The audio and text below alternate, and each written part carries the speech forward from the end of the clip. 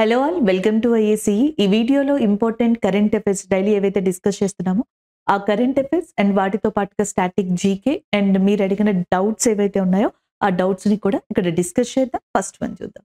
So మనకి ఇక్కడ first current affair international current affair గా చెప్పొచ్చు. అంతర్జాతీయ అంశాలలో ఇది మనకి రాసుకోవచ్చు అన్నమాట నోట్స్ మీరు. ఆఫ్రికాలో ఎకోవాస్ అని చెప్పేసి ఒక ఆర్గనైజేషన్ ఉంది. ఆ ఆర్గనైజేషన్ లో 15 కంట్రీస్ ఉన్నాయి ఆఫ్రికాకి సంబంధించి. సో 15 కంట్రీస్ లో ఇప్పుడు ఒక 3 కంట్రీస్ అనేవి అక్కడి నుంచి తప్పుకుంటున్నాయి, సస్పెండ్ అవుతున్నాయి అనొచ్చు, రిమూవ్ అవుతున్నాయి అనొచ్చు. దానికి సంబంధించిన current affair. Recently a African organisation which is called as ఎకోవాస్ is going to remove 3 countries from its group of members. అది ఏంటి అనేది ఒకసారి ఇక్కడ చూద్దాం. చూడండి. సో మనకి కరెంట్ అఫైర్ వచ్చేటప్పటికి ఎకోవాస్ suspended Niger, Mali, Burkina Faso from its bloc. So ఎకోవాస్ అంటే ఇక్కడ మనకి మెయిన్ గా ఏంటి అంటే economic community of western African states.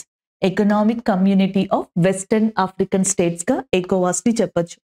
So ఆఫ్రికాన్ గనక మనం తీసుకున్నట్టయితే Africa mainly divided as a western Africa, south Africa, eastern Africa, ఇట్లా డివైడ్ చేయొచ్చు అనమాట మనం. సో ఇందులో చాలా మందికి బాగా పరిచయం ఉన్న దేశాలు అండ్ యాజ్ వెల్ as భాగం ఏది అంటే దక్షిణాఫ్రికా. సౌత్ ఆఫ్రికా కొంచెం ఫెమిలియర్ అనమాట. అయితే అది కాకుండా ఇక్కడ వెస్టర్న్ ఆఫ్రికా ఉంది కదా, politically economically it consist of 15 countries as a organisation which is called as a ఎకోవాస్. సో అక్కడి నుంచి Niger, Mali and Burkina Faso are removed recently or suspended recently from its group of members అన్నమాట. And the next one ఇక్కడ చూడండి. ఎకోవాస్ యొక్క headquarters వచ్చేటప్పటికి మనకి Nigeria. Niger is different from Nigeria, ఓకేనా. నైజీరియాలోని అబూజా అనే ప్రాంతం ఏదైతే ఉందో అక్కడ దీని యొక్క హెడ్ క్వార్టర్స్ అనేది ఉంది. 1975 లో ఇది ఎస్టాబ్లిష్ చేయబడింది అనమాట. So this is all about current affair. అసలు మనకి న్యూస్ లో ఉన్నది ఏంటి అంటే ఈ ఆర్గనైజేషన్ లో బుర్కినా అండ్ మాలి, నైజీర్ ఈ 3 కంట్రీస్ కూడా రీసెంట్ గా సస్పెండ్ అయ్యాయి అనేది న్యూస్ అన్నమాట. అయితే ఆఫ్రికా అనేది ఫ్రీక్వెంట్ గా 2023లో డిసీజ్ పరంగా కావచ్చు, ఇష్యూస్ పరంగా కావచ్చు, అర్త్క్వేక్ వల్ల కావచ్చు, G20 వల్ల కావచ్చు న్యూస్ లో ఉంది. దానికి సంబంధించి కొంత రిలేటబుల్ ఇన్ఫర్మేషన్ ఇక్కడ చూద్దాం. సో ఇక్కడ చూడండి. ఇక్కడికి వచ్చేటప్పటికి మనకి ఫస్ట్ పాయింట్ చూడండి. African union relatable current affairs discuss చేస్తున్నాం. G20's new member is nothing but African union గా చెప్పొచ్చు. In African union the total members are 55 and 2017 Morocco is added in African Union గా చెప్పొచ్చు. And this information and I just collected from African Union official website. So చాలా మంది students African union గతంలో చెప్పినప్పుడు కూడా 54, 55, 52 ఈ ఇష్యూస్ డౌట్ ఉండే అనమాట. సో నేను మళ్ళీ వెరిఫై చేసి క్రాస్ చెక్ చేసి అఫీషియల్ వెబ్సైట్ నుంచి సోర్స్ తీసుకుని చెప్తున్నాను. మెంబర్ ఆఫ్ స్టేట్స్ అని చెప్పేసి అక్కడ ఉందన్నమాట. సో దాంట్లో కనుక చూసుకున్నట్టయితే there are totally 55 countries are 55 members are there. Recent గా లాస్ట్ లో యాడ్ అయింది మాత్రం మొరాకోనే. And Morocco capital is nothing but Rabat. 2023 there are few countries which are severely affected by that earthquakes. 2023లో భూకంపాల వల్ల చాలా దేశాలు దెబ్బతిన్నాయి. అండ్ అందులో ఒకనొక దేశం Morocco, one of the countries nothing but మొరాకోగా కూడా చెప్పొచ్చు అనమాట. క్యాపిటల్ రబాత్. ఆఫ్రికన్ యూనియన్ దేంట్లో కొత్త సభ్య దేశంగా జాయిన్ అయింది and new member of which summit అని అడిగితే G20 అనమాట.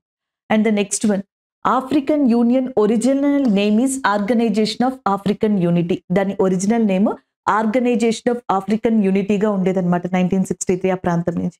But in 2002 Organization of African Unity is changed as African Union. So అది మనకి ఎలా మారిపోయింది అంటే ఆఫ్రికన్ యూనియన్ గా నేమ్ అనేది చేంజ్ అయిపోయింది. 55 మెంబర్స్ ఉన్నారు. G20లో న్యూ మెంబర్.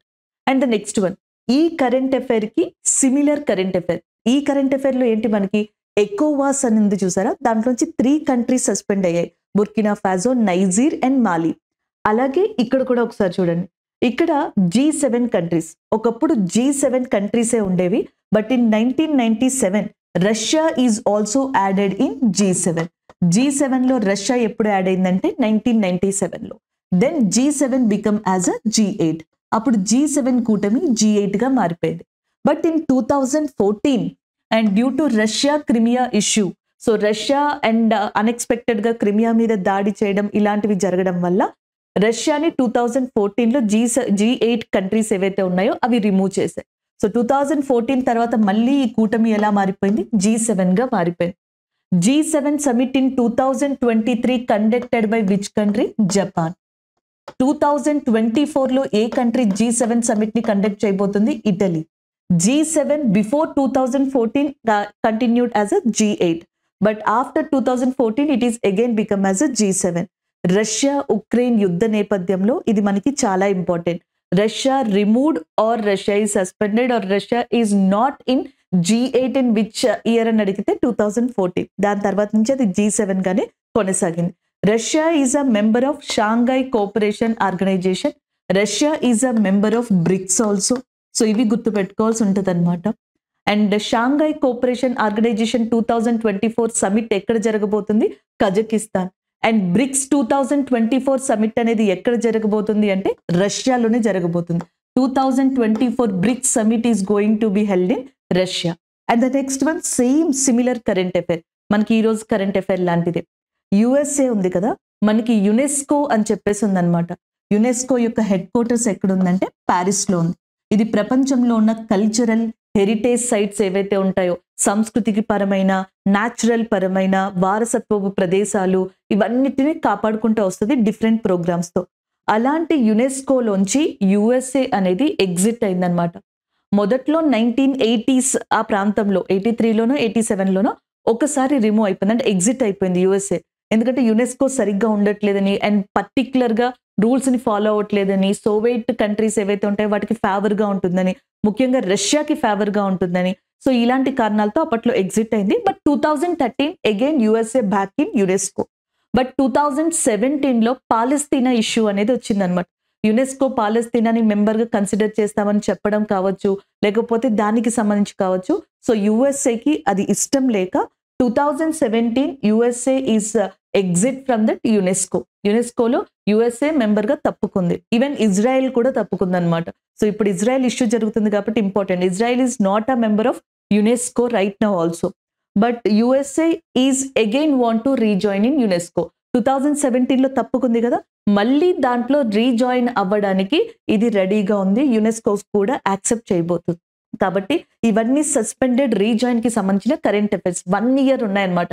ఒకటి రష్యాకి సంబంధించింది ఉంది, ఒకటి యునెస్కోకి సంబంధించి ఉంది, ఇంకొకటి ఎకోవాస్ ఏదైతే ఉందో అది నైజీర్ కావచ్చు, మాలి, బుర్కినో ఫాజో లాంటి కంట్రీస్ ని రిమూవ్ చేసింది. సో ఈ 3ని ఒకేసారి మనం గుర్తుపెట్టాలి. రిమూవ్ అనే పదంతో ఇంటర్నేషనల్ పరంగా ఆర్గనైజేషన్స్ రిమూవ్ అనే వర్డ్ యూజ్ చేసుకుని మీరు గుర్తుపెట్టుకున్నారనుకోండి, ఆ రిమూవ్ అనగానే మీకు వెంటనే గుర్తుకు రావాల్సింది G7 కంట్రీస్, యునెస్కో ఆర్గనైజేషన్, దాంతో పాటుగా నెక్స్ట్ వచ్చేటప్పటికి ఎకోవాస్.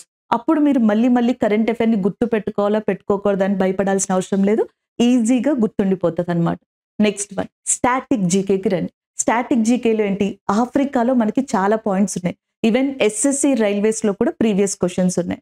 One is nothing but Sahara, one of the largest desert. ప్రపంచంలో అతిపెద్ద ఎడారుల్లో ఒకటి సహారా ఎడారి, which is located in Africa. ఆఫ్రికాలో ఏ పార్ట్ లో ఉందో చూడండి, నార్త్ పార్ట్ లో మనకి మెయిన్ గా ఈ సహారా డెజర్ట్ అనేది ఉంటుంది. సహారా డెజర్ట్ తో పాటుగా ఆఫ్రికాలో కల్హరి, నంబి అనే డెజర్ట్స్ కూడా ఉన్నాయన్నమాట, ఎడారులు. అండ్ ద నెక్స్ట్ వన్ మనకి Nile river and Congo river. ప్రపంచంలోనే and the world the longest river is nothing but Nile river. అతి పొడవైన నదిగా నైలు నదిని పిలుస్తాం, అది కూడా ఆఫ్రికాలోనే ఉంది. కాకపోతే నైల్ రివర్ అనేది 2 parts లో ఉంటుంది. ఒకటి వైట్ నైల్ అండ్ ఇంకొకటి బ్లూ నైల్ అని చెప్పేసి అంటాం. This is a railways previous question అండి. వైట్ నైల్, బ్లూ నైల్ ఈ రెండు కూడా ఆఫ్రికాలో ఎక్కడ కలుస్తాయని చెప్పేసి అడుగుతారు. That is nothing but Sudan గా చెప్పొచ్చు. సూడాన్ అనే కంట్రీ దగ్గర కలుసుకుంటాయి. And after that it become as a Nile river అనమాట. అలాగే ఈక్వేటర్ అని చెప్పేసి అంటారు కదా, భూమధ్య రేఖ, Tropic of Cancer, Tropic of Capricorn, ఇవన్నీ కూడా ఆఫ్రికా నుండి పాస్ అవుతాయి. మెయిన్ గా equator and tropic of cancer ఈ రెండు కూడా కర్కట రేఖ, భూమధ్య రేఖ పాస్ అవుతాయి. అలాగే one more important river is nothing but Congo river. Congo నది అనేది కూడా ఆఫ్రికాలోనే లొకేట్ అయి ఉంది. Kilimanjaro is a one of the important volcano in Africa. Diamonds కి ఇండియాలో ఏ సిటీ ఫేమస్ అంటే సూరత్ కదా. సూరత్ ని డైమండ్ సిటీ ఆఫ్ ఇండియా అంటారు. కానీ డైమండ్స్, వజ్రాలు ఎక్కువగా ఉండే గనులు ఎక్కడున్నాయంటే మనకి ఇండియాలో పన్నా అనే ప్రదేశంలో ఉన్నాయి, మధ్యప్రదేశ్లో. అలా ప్రపంచంలో one of the important place for diamonds is Kimberly, which is located in Africa.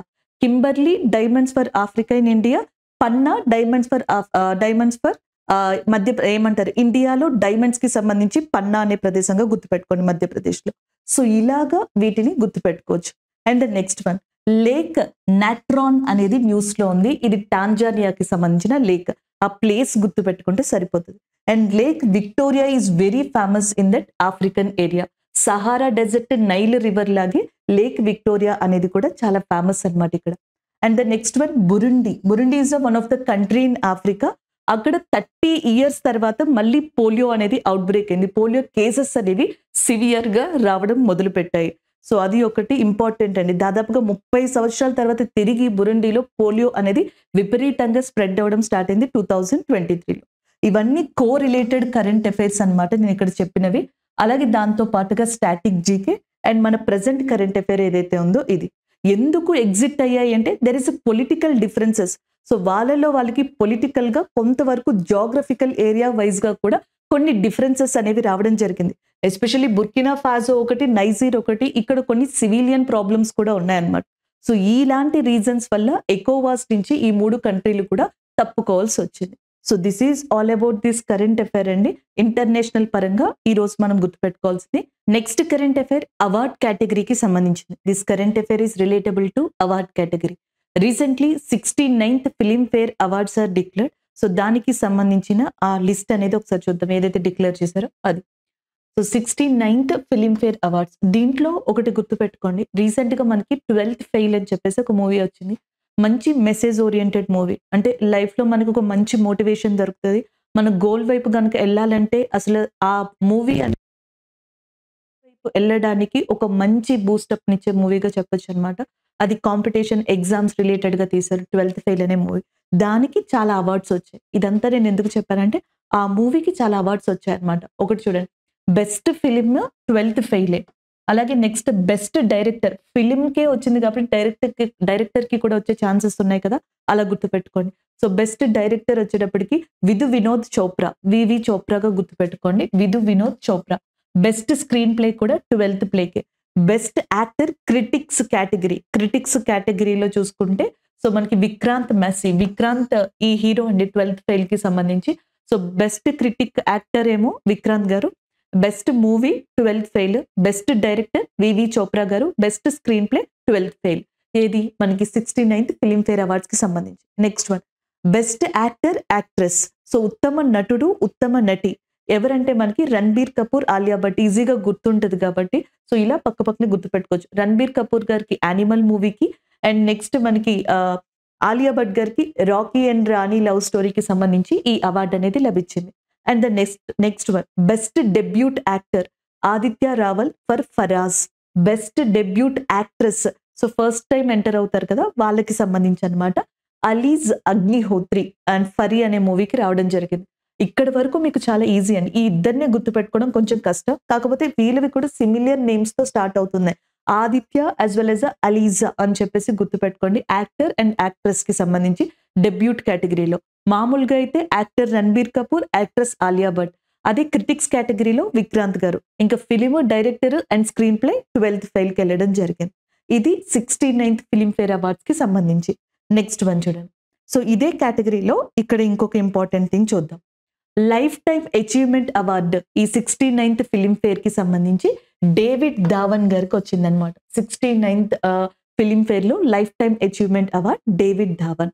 And the next one, best supporting actor Vicky Kaushal గారికి వచ్చింది. ధూంకీ అనే మూవీ ఏదైతే బాలీవుడ్ లో వచ్చిందో సో దాంట్లో సపోర్టింగ్ యాక్టర్ గా చేసిన విక్కీ కౌశల్ గారికి బెస్ట్ సపోర్టింగ్ యాక్టర్ వచ్చిందనమాట. బెస్ట్ సపోర్టింగ్ యాక్ట్రెస్ వచ్చేటప్పటికి షబనాజ్ అనే పర్సన్ కి వచ్చింది, Rocky and Rani love story మూవీకి సంబంధించి. సో ఇక్కడితో 69th ఫిలింఫేర్ అవార్డ్స్ కి సంబంధించి కొంతవరకు ఇంపార్టెంట్ ఎగ్జామ్ పాయింట్ ఆఫ్ వ్యూలో అసలు ఫస్ట్ ప్రయారిటీ ఇవ్వాల్సిన అవార్డ్స్ గురించి డిస్కస్ చేసాం. అయితే ఇక్కడ ఒకసారి నిన్న జరిగిన కరెంట్ అఫైర్ ని ఇక్కడ మనం రివిజన్ చేయొచ్చు అనమాట. నిన్న కరెంట్ అఫైర్స్ లో ఫస్ట్ కరెంట్ అఫైర్ చెప్పాను చూసారా, అది ఇక్కడ మనం ఇంటర్లింక్ చేసి చూసుకోవచ్చు. ఎలాగా, 69th ఫిలింఫేర్ అవార్డ్స్ లో బెస్ట్ సపోర్టింగ్ యాక్టర్ ఎవరు? విక్కీ కౌశల్. ఏ మూవీకి? ధూంకీ అనే మూవీకి కదా. ఆ మూవీ డైరెక్టర్ వచ్చేటప్పటికి రాజ్ కుమార్ హిరానీ. రాజ్ కుమార్ హిరానీ గారితో రీసెంట్ గా election commission of India collaborate అయ్యింది. దేనికోసం? ఒక షార్ట్ ఫిలిం కోసం, my vote my duty. My vote my duty అనేది ఒక షార్ట్ ఫిలిం. షారుఖ్ ఖాన్ గారు, అలాగే నెక్స్ట్ మాధవన్ గారు, సచిన్ టెండూల్కర్ గారు, ఇంపార్టెంట్ యాక్టర్ అండ్ యాక్ట్రెస్ కూడా దీంట్లో ఉంటున్నారు. ఈ షార్ట్ ఫిలిం లో my vote and my duty అనే దానికి రాజ్ కుమార్ హిరానీ గారు డైరెక్ట్ చేస్తున్నారు.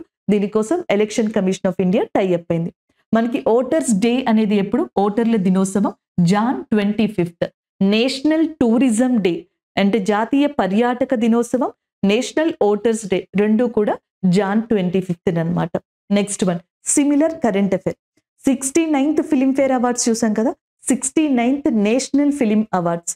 సో దీంట్లో మనకి బెస్ట్ ఫీచర్ ఫిలిం గానేమో రాకెట్రీ మూవీ నంబి నారాయణ్ గారికి సంబంధించింది. సో దానికి వచ్చింది. నెక్స్ట్ బెస్ట్ యాక్టర్ గా అల్లు అర్జున్ గారు పుష్ప మూవీకి సంబంధించి, అండ్ మ్యూజిక్ డైరెక్టర్ గా కూడా దేవిశ్రీ ప్రసాద్ గారికి రావడం జరిగింది పుష్ప మూవీకి సంబంధించి. బ్యాక్గ్రౌండ్ మ్యూజిక్ వర్షన్ లోనేమో ఆర్ఆర్ మూవీకి సంబంధించిన కీరవాణి గారికి రావడం జరిగింది.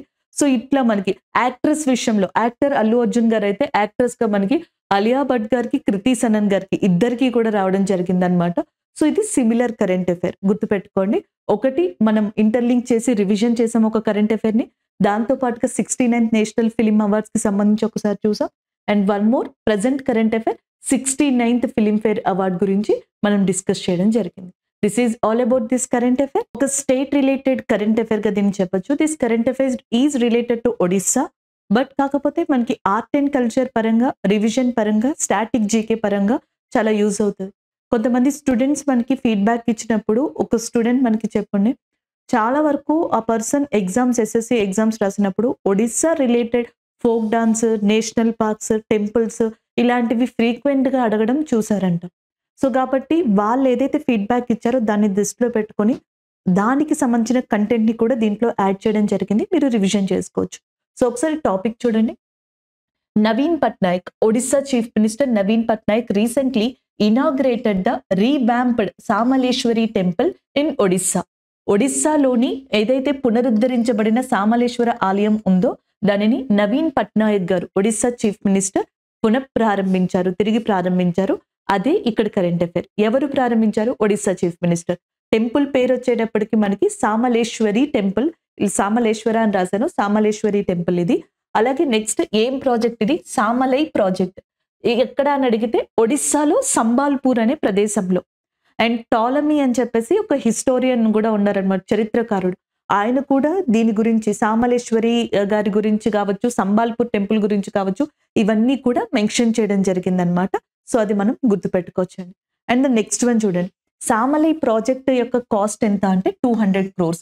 This project cost is nothing but 200 crores. So revamp that ఆ particular area of Samaleswari temple. So ఇక్కడ క్యాఫ్టేరియాని నిర్మించడం కావచ్చు, గార్డెనింగ్ చేయించడం కావచ్చు, టూరిస్ట్ స్పాట్స్ ని ఇంకా డెవలప్ చేయడం కావచ్చు, ఇట్లా 200 crores బడ్జెట్ ని దానికి పెట్టుకున్నారు.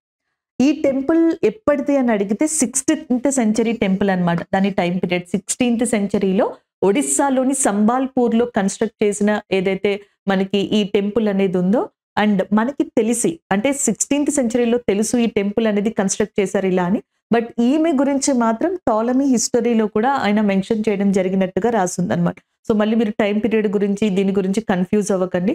నేను సామలేశ్వరి గారి గురించి చెప్పాను. టెంపుల్ అయితే మనకి కన్స్ట్రక్షన్ అనేది 16th centuryలో జరిగిందనమాట. అది రెండింటికి డిఫరెన్స్.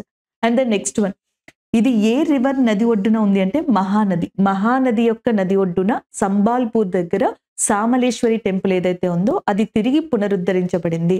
దాన్ని ఒడిస్సా చీఫ్ మినిస్టర్ నవీన్ పట్నాయక్ గారు పునఃప్రారంభించారు. So whatever the temple Samaleswari is located on the bank of Mahanadi river which is located in Sambalpur in Odisha. It is revamped and inaugurated by Odisha Chief Minister Naveen Patnaik garu. So అది దీనికి సంబంధించింది. ఒడిస్సా యొక్క governor వచ్చేటప్పటికి రఘువర దాస్ గారు ఉన్నారు. ఒడిస్సా యొక్క capital ఉంది చూసారా, సో అది మనకి భువనేశ్వర్ గా ఉందన్నమాట ఒడిస్సా యొక్క క్యాపిటల్. నెక్స్ట్ పోర్ట్ వచ్చేటప్పటికి మనకి పారాదీప్ పోర్ట్, చాలా ఇంపార్టెంట్. ఓడరేవు పారాదీప్ పోర్ట్, దీన్ని సూపర్ సైక్లోన్ పోర్ట్ అని కూడా అంటారు. Important dam in Odisha Hirakud. This is the longest dam in India. భారతదేశంలో అతి పొడవైన వంతెనగా హిరాకుడ్ డ్యామ్ ని కూడా చెప్తారు. సో కరెంట్ అఫైర్, దాని రిలేటెడ్ గా ప్లేస్ ఇన్ఫర్మేషన్ కూడా. కాకపోతే ఒక్కొక్కసారి మధ్యన ఎగ్జామ్స్ లో కొంత డిఫరెంట్ గా మనం క్వశ్చన్స్ ని చూస్తున్నాం. Sambalpur Samaleswari temple is revamped and again it is inaugurated by that Odisha chief minister Naveen Patnaik. And which of the following is a style of the temple architecture అని అడిగితే సంబాల్పూర్లో ఉన్న సామలేశ్వరి టెంపుల్ ఏదైతే ఉందో పునర్నిర్మించబడింది. దాన్ని ఒడిస్సా చీఫ్ మినిస్టర్ నవీన్ పట్నాయక్ గారు తిరిగి ప్రారంభించారు. అయితే ఈ క్రింది వాటిలో ఏ శైలిలో ఆ ఆలయాన్ని నిర్మించారు అని చెప్పేసి అడుగుతారు. భారతదేశంలో టెంపుల్స్ యొక్క ఆర్కిటెక్చర్ అనేది సౌత్ ఇండియాలో మోస్ట్లీ ద్రవిడ స్టైల్, నార్త్ ఇండియాలో నగారా స్టైల్, ఒడిస్సా లాంటి వాటిలో కళింగ స్టైల్లో కట్టబడింది అనమాట. అంటే ఆ గుడి గోపురం కావచ్చు, ప్రదక్షిణ పద కావచ్చు, లేకపోతే గర్భగృహ కావచ్చు, శిఖర కావచ్చు, కలశ కావచ్చు, ఇట్లాంటివి ఏవైతే వర్డ్స్ ఉన్నాయో ఇవి ఎట్లా నిర్మించాలి, ఎలా ఫిట్ చేయాలి, ఎట్లా ఉండాలి, ఇవన్నీ కూడా ఒక్కొక్క శైలిని బట్టి మారిపోతా ఉంటాయి. ఒడిస్సాలో మోస్ట్ ఆఫ్ ద టెంపుల్స్ అన్ని కూడా కళింగ నిర్మాణం మీద మనకి సృష్టించబడ్డాయి, కళింగ నిర్మాణం మీద కట్టబడ్డాయి. అలాంటివి సామలేశ్వరి టెంపుల్, దానితో పాటుగా లింగరాజ టెంపుల్, కోనార్క్ సూర్య దేవాలయం, పూరి జగన్నాథ స్వామి టెంపుల్, ఇవన్నీ కూడా కళింగ నిర్మాణం, కళింగ ఆర్కిటెక్చర్ లోనే కన్స్ట్రక్షన్ చేయబడ్డాయి. అండ్ ద నెక్స్ట్ వన్ చూడండి, ఒడిస్సాలో మనకి Similipal and Bhitarkanika are the important national parks and biosphere reserves కూడా. And the next one, Odisha important folk dance, జానపద నృత్యాలు అంటాం కదా. ఒడిస్సాలో ఇంపార్టెంట్ ఫోక్ డాన్స్ వచ్చేటప్పటికి Sambalpuri, Chhau dance and as well as next వచ్చేటప్పటికి Ghumura dance. Chhau dance, Ghumura dance, Sambalpuri అనేది ఇంపార్టెంట్ అనమాట. రీసెంట్ గా ఒడిస్సాకి సంబంధించిన 7 ఇంపార్టెంట్ ప్రొడక్ట్స్ కి GI ట్యాగ్, భౌగోళిక గుర్తింపు లభించింది. అందులో ఒకటి వచ్చేటప్పటికి కాబ్దగాందా షాల్. సో కాబ్దగాందా షాల్ అనేది కోండ్ ట్రైబ్ నిర్మిస్తారంట, అది ఒకటి. నెక్స్ట్ లాంజియా సౌరా పెయింటింగ్, ఇది కొంచెం మురాల్ పెయింటింగ్ ని పోలి ఉంటదంట. దానికి కోరాపుట్ కాలాజీరా రైస్, సో దానికి కూడా వచ్చింది. సిమ్లిపల్ కాయ్ చట్నీ, దీన్నే రెడ్ యాంట్ చట్నీ, ఎర్ర చీమల చట్నీగా కూడా చెప్తారనమాట, దానికి వచ్చింది. ఒడిస్సా నెక్స్ట్ వచ్చేటప్పటికి కజౌరి బ్రింజాల్ అనమాట, దానికి రావడం జరిగింది. మాగ్జీ అనే ఒక స్వీట్నెస్ సంబంధించిన దానికి రావడం జరిగింది. ఇలా మనకి ఈ ప్రొడక్ట్స్ కి ఒడిస్సాకి సంబంధించి రీసెంట్ గా GI ట్యాగ్ కూడా లభించింది. GI tag, folk dance, biosphere, national park, దాంతో పాటుగా ఆర్కిటెక్చర్ కి సంబంధించిన కొంత ఇన్ఫర్మేషన్, గవర్నర్ క్యాపిటల్ డ్యామ్, ఇవి ఒడిస్సాకి సంబంధించినవి. అంతేకాకుండా Odisha is very famous for Rourkela steel plant, Rourkela ఉక్కు కర్మాగారం కూడా మనకి ఒడిస్సాలో లొకేట్ అయి ఉందన్నమాట. అలాంటి ఒడిస్సాలో సంబాల్పూర్ అనే ప్రాంతంలో సామలేశ్వరి టెంపుల్ అనే దాన్ని తిరిగి నిర్మిస్తున్నారు, పునర్నిర్మిస్తున్నారు. ఆ ప్రాజెక్ట్ నేమ్ సామలై ప్రాజెక్ట్ గా చెప్పొచ్చు. This is all about this current affair. Next one చూద్దాం. సో నెక్స్ట్ కరెంట్ అఫైర్ చూద్దాం. ఇక్కడ ఎకానమీ రిలేటెడ్ గా చెప్పొచ్చు అనమాట. సో ఒకసారి టాపిక్ చూడండి, దాని తర్వాత అసలు ఈ కరెంట్ అఫైర్ ఏంటి అనేది డిస్కస్ చేద్దాం. Ahead of interim budget, finance minister laid out 4 key challenges facing India's economy అని చెప్పేసి ఈ హెడ్లైన్ అనేది ఉంది. కరెంట్ అఫైర్ కి సంబంధించిన హెడ్లైన్ ఇది. అంటే మనకి త్వరలో ఫినాన్స్ మినిస్టర్ నిర్మలా సీతారామన్ గారు ఇంటర్మ్ బడ్జెట్ అనే దాన్ని ప్రవేశపెట్టబోతున్నారు. ఆ ఇంటర్మ్ బడ్జెట్ ని ప్రవేశపెట్టే ముందర ఇండియా యొక్క ఎకానమీ, సో ఈ ఇయర్ లో లేదా ఈ ఆర్థిక సంవత్సరంలో ఫేస్ చేయబోతున్న కొన్ని ఛాలెంజెస్ ఏవైతే ఉంటాయో వాటి గురించి ఆమె చెప్పారనమాట. అదే ఈ కరెంట్ అఫైర్. ఒకటి వచ్చేటప్పటికి artificial intelligence and service sector. So ఇప్పుడు మనకి సర్వీస్ సెక్టర్ ఏదైతే ఉందో, సేవా రంగం అంటున్నాం. సో దాంట్లో ఏంటి అంటే ఇప్పుడు మ్యాన్ పవర్ అనేది చాలా అవసరం. సర్వీస్ సెక్టర్ అనేది ఇండియాకి ఎక్కువ ఇన్కమ్ ని తెచ్చిపెడతా ఉంది, ఎక్కువ ప్రాఫిట్ ని తెచ్చిపెడతా ఉంది. అండ్ వన్ ఆఫ్ ద మంచి ఇంపార్టెంట్ సెక్టర్ ఇన్ ఇండియన్ ఎకానమీగా కూడా చెప్పొచ్చు. మనకి 3 సెక్టార్స్ ఉంటాయి కదా, primary, secondary and service sector, tertiary sector. Agriculture and allied, వ్యవసాయం దాని అనుబంధ రంగాలన్నీ ప్రైమరీ సెక్టార్ లో ఉంటాయి.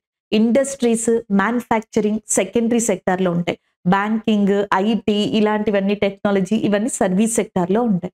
సో ఇప్పుడు ఆర్టిఫిషియల్ ఇంటెలిజెన్సీ అనేది సర్వీస్ సెక్టార్ కి చాలా ఇంపార్టెంట్. కాకపోతే ఆర్టిఫిషియల్ ఇంటెలిజెన్సీ గనుక సర్వీస్ సెక్టార్ లో ఎక్కువగా ప్రమోట్ చేస్తే మనం మ్యాన్ పవర్ ని తగ్గించాల్సి ఉంటుంది. మ్యాన్ పవర్ ని తగ్గిస్తే ఆటోమేటిక్ గా ఎంప్లాయ్మెంట్ కూడా తగ్గిపోతుంది. అది ఇక్కడ ప్రాబ్లం అవుతుంది. 2 క్లాష్ అవుతున్నాయి. అండ్ ఆర్టిఫిషియల్ ఇంటెలిజెన్సీని కోలిన్స్ డిక్షనరీ 2023లో వర్డ్ ఆఫ్ ద ఇయర్ గా డిక్లేర్ చేసింది. ఆర్టిఫిషియల్ ఇంటెలిజెన్సీకి సంబంధించి యూకేలో ఒక సమావేశాన్ని ఏర్పరచుకుని బ్లెచ్లీ డిక్లరేషన్ అనే దాన్ని తీసుకొచ్చారు. ఇవన్నీ కూడా జరిగాయి కదండి. సో ఆర్టిఫిషియల్ ఇంటెలిజెన్సీ మ్యాండేటరీ, కాకపోతే దాన్ని ఎక్కువగా ప్రమోట్ చేస్తే మనం ఎంప్లాయ్మెంట్ వైపు ఏదైనా ఎఫెక్ట్ పొందే అవకాశాలు ఉన్నాయి. అది ఒక ఛాలెంజింగ్ మనకి. Next energy security versus sustainability. మనకి ఎనర్జీ అండ్ సెక్టార్ కావచ్చు, ఎనర్జీకి సంబంధించిన ఫీల్డ్ కావచ్చు, లైక్ శక్తి వనరులు, అవి మనకి చాలా ఇంపార్టెంట్. కాకపోతే వాటిని ఒక టైప్‌లో అంటే టైప్ ఆఫ్ ఏమంటారు ప్రాసెస్‌లో యూజ్ చేయకపోతే నెక్స్ట్ ఫ్యూచర్‌కి అది ఎఫెక్ట్ అవుతా ఉంటది. ఫ్యూచర్ జనరేషన్‌కి ఎఫెక్ట్ అవుతా ఉంటది. సో, ఈ రెండిటికి మధ్యలో మళ్ళీ క్లాషెస్ వస్తున్నాయి. Next one availability of skilled forces. మన దగ్గర స్కిల్డ్ ఫోర్సెస్ అంటే మన దగ్గర మ్యాన్ పవర్ చాలా ఉంది. సో, దాంట్లో అప్‌డేటెడ్‌గా ఉన్నవాళ్ళు, లేకపోతే ఇప్పుడున్న టెక్నాలజీ ప్రకారం హెల్తీ వర్కర్స్ ఇలాంటి వాటిలో ప్రాబ్లమాటిక్స్ ఉన్నాయని చెప్పడం. పాజిటివ్ గ్రోత్ ట్రాజెక్టరీకి సంబంధించి అంటే ప్రొజెక్షన్ చేసేది ఒకటుంటది కదా! ఇంత గ్రోత్ రేట్ ఇంతుంటది. మేబీ దానికన్నా తక్కువ ఇంపాక్ట్ అయ్యుండొచ్చు. ఇంకా ఎక్కువ ఇంపాక్ట్ అయ్యుండొచ్చు. ఇలాంటివి ఉంటాయి చూసారా? ప్రొజెక్షన్ గ్రోత్ రేట్‌కి సంబంధించి. ఇవన్నీ కూడా రాబోయే ఆర్థిక సంవత్సరంలో మేబీ ఫేస్ చేయొచ్చు. మనం ఇండియన్ ఎకానమీ ఛాలెంజెస్‌ని ఫేస్ చేయొచ్చని చెప్పడం జరిగింది. అసలు మనకి ఇందులో ఎకానమీ పరంగా మీకు బాగా కావాల్సిన వర్డ్ వచ్చేటప్పటికి ఇన్ టర్మ్ బడ్జెట్ అని చెప్పేసి అంటాం. అసలు బడ్జెట్ అంటే what is the definition of budget? Simple in a word, simple వర్డ్స్‌లో చెప్పాలి అంటే ఇట్ ఈస్ నథింగ్ బట్ మనకి expenditure and as well as revenue. ఆ పర్టిక్యులర్ ఫినాన్షియల్ ఇయర్‌లో అండ్ ఒక కంట్రీకి సంబంధించిన రెవెన్యూ ఎంత జనరేట్ అయింది, ఎక్స్‌పెండిచర్ ఎంతుంది, దాని తర్వాత రిలేటబుల్ థింగ్స్ ఏంటి, ఇవన్నీ కూడా ఏదైతే స్టేట్మెంట్ ఫినాన్షియల్ స్టేట్మెంట్ రూపంలో వస్తదో సో దాన్ని బడ్జెట్‌గా తీసుకోవచ్చు. దీంట్లో సర్ప్లస్ బడ్జెట్ అని, డెఫిషియట్ బడ్జెట్ అని, నెక్స్ట్ మనకి ఇట్లా ఇన్ టర్మ్ బడ్జెట్ ఇలాంటి వర్డ్స్ ఉంటాయి. సర్ప్లస్ బడ్జెట్ అంటే ఏంటి? అసలు బడ్జెట్‌లో మనం మెయిన్‌గా దేన్ని చూస్తున్నాం? రెవెన్యూ, ఎక్స్‌పెండిచర్ కదా! సో ఒకవేళ గనుక సర్ప్లస్ బడ్జెట్ అంటే ఎక్స్‌పెండిచర్ అనేది తక్కువుండి, ఖర్చు పెట్టేది లేకపోతే గవర్నమెంట్ ఖర్చు పెట్టేది తక్కువుండి, ఆదాయం ఎక్కువుందనుకోండి సర్ప్లస్ బడ్జెట్ అంటాం. ఒకవేళ రివర్సిబుల్‌లో ఉంటే అంటే ఎక్స్‌పెండిచర్ ఎక్కువుండి, రెవెన్యూ తక్కువుందనుకోండి. If expenditure is more and revenue is less that is called as a deficit budget అన్నమాట. బట్ ఇక్కడ మనం యూజ్ చేస్తున్న వర్డ్ ఏంటి? ఇన్ టర్మ్ బడ్జెట్ అంటాం. అంటే జనరల్‌గా మనకి బడ్జెట్ ఒక ఫుల్ ఫ్లెడ్జ్డ్ బడ్జెట్‌ని ఫినాన్షియల్ ఇయర్ టైమ్‌లో మనకి నిర్మలా సీతారామన్ గారు లేదా ఫినాన్స్ మినిస్టర్ మనకి ఏమంటారు పార్లమెంట్‌లో ప్రవేశపెట్టడం జరుగుతుంది. కాకపోతే ఇప్పుడు మనకి ఎలక్షన్స్ ఉన్నాయి కదా! అందుకని ఇన్ టర్మ్ బడ్జెట్ చూడండి. Interim budget is a short term budget and which is presented just before the Lok Sabha elections are held. Lok Sabha ఎలక్షన్స్‌కి ముందర ఏదైతే మనకి ఎగ్జాక్ట్‌గా బడ్జెట్‌ని ప్రవేశపెడతారో దాన్ని ఇన్ టర్మ్ బడ్జెట్‌గా అంటారు. ఇందులో ఏం చేస్తారంటే నార్మల్ బడ్జెట్‌లో అసలు మనకి ఎంతొచ్చింది, గవర్నమెంట్ దేనికి ఎంతెంత ఖర్చు పెట్టబోతుంది, whatever that expenditures for a particular financial year and previous ఇయర్‌లో ఎంత రెవెన్యూ జనరేట్ అయింది, ఇదంతా ఫుల్ ఫ్లెడ్జ్డ్ బడ్జెట్‌లో ఉంటాయి. బట్ ఇన్ టర్మ్ బడ్జెట్‌లో ప్రీవియస్ ఇయర్స్‌కి సంబంధించిన ఫినాన్షియల్ ట్రాన్సాక్షన్స్ హిస్టరీ ఇవన్నీ దీని హైలైట్స్ చెప్పడం జరుగుతది. అలాగే ఒక ఫస్ట్ పార్ట్‌లో మనకి ఏదైతే ఎమర్జెన్సీ పర్పస్‌లో ఏవైతే మ్యాండేటరీగా ఖచ్చితంగా ఆ ఎక్స్‌పెండిచర్‌ని చేయాలి, ఖచ్చితంగా వాళ్ళకి మనీ అలొకేట్ చేయాలి కొన్ని సెక్టార్స్‌కి, కొన్ని ప్రాజెక్ట్స్‌కి. సో ఏవైతే మ్యాండేటరీగా ఉంటాయో వాటిని తీసుకొని ఈ ఇన్ టర్మ్ బడ్జెట్‌లో ప్రవేశపెడతారు. సో అది షార్ట్ టర్మ్ బడ్జెట్‌గా చెప్తారు. ఇప్పుడు మనకి ఇన్ టర్మ్ బడ్జెట్ ప్రవేశపెట్టబోతున్నారు. సో ప్రవేశపెట్టే ముందర ఈ ఫినాన్షియల్ ఇయర్ వస్తది కదా! సో ఏప్రిల్ 1 రోజున ఆ ఫినాన్షియల్ ఇయర్‌కి సంబంధించి ఎలాంటి ఛాలెంజెస్ ఉంటాయని కూడా చెప్పడం జరిగింది నిర్మలా సీతారామన్ గారు.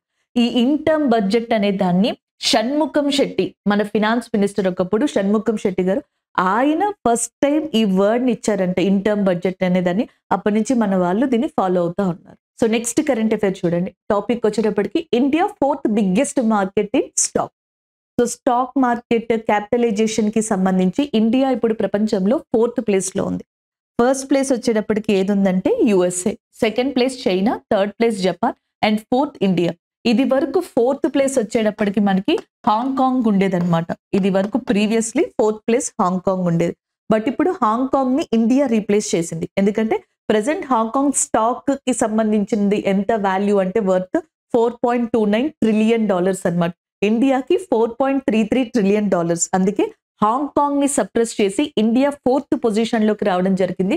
In terms of stock market క్యాపిటలైజేషన్‌లోకి చెప్పొచ్చు అన్నమాట. ఫస్ట్ 3 కూడా చాలా important. US, China, Japan. So current affairs MCQ ఫార్మాట్‌లో ఒకసారి ఇక్కడ చూద్దాం.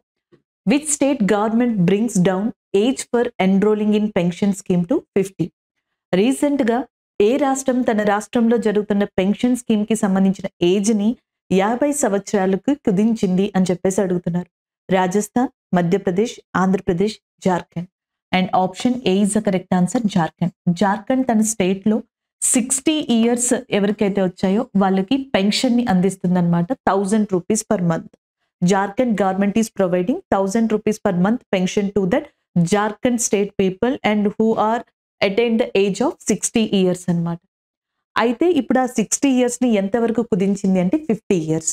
జార్ఖండ్ యొక్క గవర్నర్‌గా ఇప్పుడు హేమంత్ సోరెన్ గారున్నారు. అలాగే జార్ఖండ్ యొక్క గవర్నర్ సిపి రాధాకృష్ణన్ గారన్నమాట. ఆప్షన్ ఏ అనేది కరెక్ట్ ఆన్సర్ అవుతుంది. అండ్ ద నెక్స్ట్ చూడండి. Next, who is the new chairman of the telecom regulatory authority of India which is known as TRAI. So ట్రాయ్‌కి న్యూ చైర్మన్ గా ఎవరు అపాయింట్ అయ్యారు? జయవర్మ శర్మ అని చెప్పేసి ఉన్నారు. Jaya Varma Sharma chair person of railway board. Present railway board ఉంది చూసారా, దానికి చైర్ పర్సన్ గా ఎవరున్నారంటే జయవర్మ శర్మ గారు. ఈమె ఉండడం జరిగిందనమాట. ఇది వరకు మనకి భారతదేశానికి సంబంధించిన రైల్వే బోర్డుకి చైర్మన్ గా వర్క్ చేసిన వ్యక్తి అనిల్ కుమార్ లహోత్రి గారు. సో ఈయన ఇప్పుడు అనిల్ కుమార్ లహోత్రి గారు ఎవరైతే ఉన్నారో ఆయన ట్రాయ్ కి చైర్మన్ గా ఎంపికయ్యారు. And previously worked as a chairman of railway board also. So ఇప్పుడు టెలికాం రెగ్యులేటరీ అథారిటీ ఆఫ్ ఇండియాకి ఈయన అపాయింట్ అవ్వడం జరిగింది అనమాట చైర్ పర్సన్ గా. ఎస్బీఐ చైర్ పర్సన్ గా మనకి దినేష్ ఖారా గారు ఉన్నారు. నాబార్డ్ చైర్మన్ గా శ్రీ షాజీ కేవి గారు ఉండడం జరిగింది అనమాట. సో ఇది ఇక్కడ మనకి ఆన్సర్ వచ్చేటప్పటికి that is option B is the correct answer, Anil Kumar గారు. నెక్స్ట్ వన్ అనేది చూద్దాం. సో నెక్స్ట్ వచ్చేటప్పటికి union home ministry has extended the ban on the student Islamic movement of India SIMI for how many years. So మనకి ఏదైతే student Islamic movement of ఇండియాకి సంబంధించి activities ఉన్నాయో, సిమి అనేది ఉందో, అది టెర్రరిస్ట్ యాక్టివిటీస్ చేస్తుందన్న ఉద్దేశంతో ministry of home affairs, home మంత్రిత్వ శాఖ ఎన్ని సంవత్సరాలకు గాను ఈ ఆర్గనైజేషన్ ని బ్యాన్ చేసిందని అడుగుతున్నారు. 2, 4, 5, 1. సో ఆన్సర్ వచ్చినప్పటికీ 5 ఈజ్ అ కరెక్ట్ ఆన్సర్. మనకి అన్లాఫుల్ యాక్టివిటీస్ ప్రివెన్షన్ యాక్ట్ అని ఉంది చూసారా, అన్లాఫుల్ యాక్టివిటీస్ ప్రివెన్షన్ యాక్ట్. ఏదైనా మనకి లీగల్ గా చేయకుండా, దానికి చట్టానికి వ్యతిరేకంగా ఏవైనా కార్యకలాపాలు జరుగుతూ ఉంటే వాటిని అరికట్టడానికి ఉన్న చట్టమే అన్లాఫుల్ యాక్టివిటీస్ ప్రివెన్షన్ యాక్ట్. దీని కింద 2001లో, ఈ చట్టం కింద ఆల్రెడీ 2001లో student of Islamic movement of India అనే ఆర్గనైజేషన్ ని కొన్ని సంవత్సరాలు బ్యాన్ చేసి ఆ బ్యాన్ ని లిఫ్ట్ చేశారు. మళ్ళీ ఇప్పుడు టెర్రరిస్ట్ యాక్టివిటీస్ చేస్తుందన్న ఒక డౌట్ తోటో లేకపోతే దానికి సంబంధించిన కొన్ని ఇష్యూస్ తోటో మినిస్ట్రీ ఆఫ్ హోమ్ అఫైర్స్ ఒక డెసిషన్ తీసుకుంది. ఈ సంస్థని ఇండియాలో 5 సంవత్సరాలు, అంటే దీని యాక్టివిటీస్ ఉంటాయి కదా, వాటిని 5 సంవత్సరాలు బ్యాన్ చేస్తున్నట్టుగా కూడా ప్రకటించడం జరిగింది అనమాట. Option C is the correct answer. Ministry of home affairs కి మంత్రిగా అండ్ అమిత్ షా గారు ఉన్నారు. And the next one, recently finance ministry report placed and this report said India can aspire to become 7 trillion economy by. So నేను already చెప్పాను కదా, recent గా ministry of finance ఏదైతే ఉందో, ఆర్థిక మంత్రిత్వ శాఖ, అండ్ మన భారతదేశ గత ఆర్థిక సంవత్సరానికి సంబంధించిన వివరాలని, అలాగే కొంతకాలం ఇప్పుడు వచ్చే ఆర్థిక సంవత్సరానికి సంబంధించిన కొంతవరకు కూడా ఆర్థిక అంశాలతో కూడిన వివరాలని ఒక రిపోర్ట్ ని ప్లేస్ చేసింది అని చెప్పేసి మనం డిస్కస్ చేసాం. ఇన్ టర్మ్ బడ్జెట్ కి ముందర ఆ ఛాలెంజెస్ ని కూడా మనం డిస్కస్ చేసాం. సో ఆ ఛాలెంజెస్ తో పాటు ఇంకా రిపోర్ట్ లో చాలా మెన్షన్ చేసింది అనమాట. సో 2024-25 ఎకానమీ ఇయర్ కి గాను, 2024-25 ఆర్థిక సంవత్సరానికి గాను ఇండియా గ్రోత్ రేట్ అనేది దాదాపుగా 7% కి క్లోజ్ గా ఉండొచ్చు అన్నట్టుగా కూడా చెప్పడం జరిగింది. అదే రిపోర్ట్ లో ఇంకొకటి ఏం చెప్పింది అంటే, ఇండియా 7 ట్రిలియన్ ఎకానమీని కూడా రీచ్ అయ్యే అవకాశాలు ఇండియాకు ఉన్నాయి. అలాంటి అవగాహనతోటి, అలాంటి ఏమంటారు ఆశా దృక్పథంతో ఇండియా వెళ్తుంది. అండ్ అది ఏ సంవత్సరంకి అవ్వచ్చు అనే ఒక ప్రొజెక్షన్ ని కూడా రిపోర్ట్ లో మెన్షన్ చేశారు. అది ఏ సంవత్సరం అని ఇక్కడ అడుగుతున్నారు అనమాట. That is nothing but 2030. India అంట 2030 కల్లా 7 ట్రిలియన్ ఎకానమీని చేరుకుంటుంది అని చెప్పేసి ఒకటి ఉందన్నమాట. సో నెక్స్ట్ కరెంట్ అఫైర్ చూడండి. Where will be India's first research based IIT satellite campus be set up. So భారతదేశంలో మొట్టమొదటిసారిగా ఐఐటి శాటిలైట్ క్యాంపస్ ని ఎక్కడ మనకి ఎస్టాబ్లిష్ చేయబోతున్నారు? హైదరాబాద్, వారణాసి, ఉజ్జయిన్, బెంగళూరు. మధ్యప్రదేశ్ లోని ఉజ్జయిన్ లో మనకి ఫస్ట్ టైం ఇండియా యొక్క ఐఐటి శాటిలైట్ క్యాంపస్ ని స్టార్ట్ చేయబోతున్నారు. ఆప్షన్ సి అనేది ఇక్కడ కరెక్ట్ ఆన్సర్ అవుతుంది. అండ్ ఇది మన మధ్యప్రదేశ్ లో ఉంది, గుర్తుపెట్టుకోండి. అలాగే నెక్స్ట్ వచ్చేటప్పటికి ఐఐటి ఇండోర్ ఏదైతే ఉందో అది, దీనికి సంబంధించిన ప్రాజెక్ట్ అంతా కూడా రెడీ చేయడం జరిగింది. మినిస్ట్రీ ఆఫ్ ఎడ్యుకేషన్ కి సంబంధించి దీని ప్రపోజల్ ని పంపింది. యాక్సెప్ట్ అయిన తర్వాత అతి త్వరలోనే భారతదేశంలో first time IIT satellite campus అనేది ఇక్కడ స్టార్ట్ కాబోతుంది. Option C is the correct answer. Next ఒకసారి స్టూడెంట్స్ అడిగిన కొన్ని డౌట్స్ చూద్దాం. ఒకటి, on the event of India 75th Republic Day, president of Draupadi Murmu approved 277 gallantry awards. ఒకటి అండి, ఈ గ్యాలంటరీ అవార్డ్స్‌కి సంబంధించి అప్డేషన్స్ వస్తానే ఉన్నాయి. నేను తీసుకున్న సోర్స్‌లో 80 గ్యాలంటరీ అవార్డ్స్ అని ఉంది. అండ్ ఆర్మీలో ఎవరికి సంబంధించి ఇచ్చారని కూడా చెప్పాను. సోర్సెస్ చూడండి. సో, గ్యాలంటరీ అవార్డ్స్ నుంచే డిఫెన్స్ అకాడమీ నుంచి నేను డైరెక్ట్‌గా ఆ సోర్స్‌ని తీసుకున్నాను. ఒకసారి మీరు ఇక్కడ చూడొచ్చు 80. నెక్స్ట్ ఇక్కడ చూడండి. సో, ఇక్కడ president Droupadi Murmu on Thursday approved 80 gallantry awards including 6 Kirti Chakra, 16 శౌర్య చక్ర. ఈ సోర్స్ అంతటిని కూడా నేను మీకు ఎక్స్‌ప్లెయిన్ చేశాను. ఫర్దర్‌గా ఏవైతే యాడ్ ఆన్ అయ్యాయో, సో అవి డిఫెన్స్‌కి మాత్రమే కాదు. కేవలం డిఫెన్స్ పర్సనల్స్‌కే కాకుండా అండ్ డిఫరెంట్ క్యాడర్స్ ఉన్న వాళ్ళకి కూడా అది ఇవ్వడం జరిగింది. ఆ 277 దాంట్లోకొస్తాయి. నేను కేవలం ఈ 80 డిఫెన్స్ పర్పస్‌లో మాత్రమే మీకు చెప్పడం జరిగిందనమాట. సో, అది ఒకసారి మీరు చూడండి. No problem. And the next one, Padma award selection committee చైర్‌పర్సన్‌గా వైస్ ప్రెసిడెంట్ ఉంటారు కదా అని చెప్పేసి అడిగారు. మనకి పద్మ అవార్డ్ కమిటీని ఎవ్రీ ఇయర్ కూడా కంపోజ్ చేసేది ప్రైమ్ మినిస్టర్ ఆఫ్ ఇండియా అంట. సో, దాంట్లోకొచ్చేటప్పటికి ఏంటంటే మనకి మెయిన్‌గా క్యాబినెట్ సెక్రటరీ ఉంటారు. హెడ్‌గా ఈ పద్మ కమిటీకి హెడ్‌గా క్యాబినెట్ కార్యదర్శి ఎవరైతే ఉంటారో ఆ క్యాబినెట్ సెక్రటరీ ఉంటారు. ఆయనతో పాటుగా ఇంకెవరుంటారంటే హోమ్ సెక్రటరీ, హోమ్ కార్యదర్శి ఉంటారు. అండ్ వాళ్ళతో పాటుగా నెక్స్ట్ వచ్చేటప్పటికి మనకి ఎవరైతే ఇంకొక 6 మెంబర్స్ అండ్ 4 మెంబర్స్ ఎవరైతే ఉన్నారో వీళ్ళని మనకి ప్రైమ్ మినిస్టర్ నామినేట్ చేయడం జరుగుతది. ఇలా ఈ కమిటీ అనేది ఉంటది గానీ, వైస్ ప్రెసిడెంట్ ఉండరండి. జనరల్‌గా మనకి క్యాబినెట్ సెక్రటరీ, క్యాబినెట్ కార్యదర్శి ఉంటారు. హెడ్‌గా ఉంటారు పద్మ కమిటీకి. And next north east zonal కౌన్సిల్‌కి హెడ్ క్వార్టర్ షిల్లాంగా, గౌహతి అని అడిగారు. షిల్లాంగ్ అండి. సో, సౌత్‌కైతే చెన్నై, నార్త్‌కైతే ఢిల్లీ అండ్ వెస్ట్‌కైతే ముంబై, ఈస్ట్‌కైతే కోల్కతా, సెంట్రల్‌కైతే ప్రయాగ్‌రాజ్ అండ్ నార్త్ ఈస్ట్ ఈశాన్య రాష్ట్రానికైతే షిల్లాంగ్. నెక్స్ట్ వన్, నిన్న కరెంట్ అఫైర్ చెప్పినప్పుడు 61st అమెండ్మెంట్ యాక్ట్ 1988 అని చెప్పకుండా 1998 అని చెప్పాను. ఆ మిస్టేక్ నేనే చేశాను. రాయడం కూడా అలాగే నేను రాయడం వల్ల కొంతమంది స్టూడెంట్స్ దాన్ని రైజ్ చేశారు. కామెంట్ పెట్టారనమాట. సో, అది 1998 కాదండి, 1988. రాజీవ్ గాంధీ గారి యొక్క టైంలోనే అది జరిగింది. మిస్టేక్ నా సైడ్ ఉంది. నేను అక్కడ మీకు నోట్ చేయడం కూడా తప్పుగా నోట్ చేశాను. అది ఒక్కటి సరి చేసుకోండి. ఇవి స్టూడెంట్స్ అడిగిన కొన్ని డౌట్స్ అండి. ఈరోజు కరెంట్ అఫైర్స్ రివ్యూ చూద్దాం. ఒకటి, మనకి economic community of western African స్టేట్స్‌కి సంబంధించి నైజర్, మాలి, బుర్కినా ఫాజో అనేవి ఎగ్జిట్ అవుతున్నాయి. దానికి సంబంధించిన కరెంట్ అఫైర్ ఇది.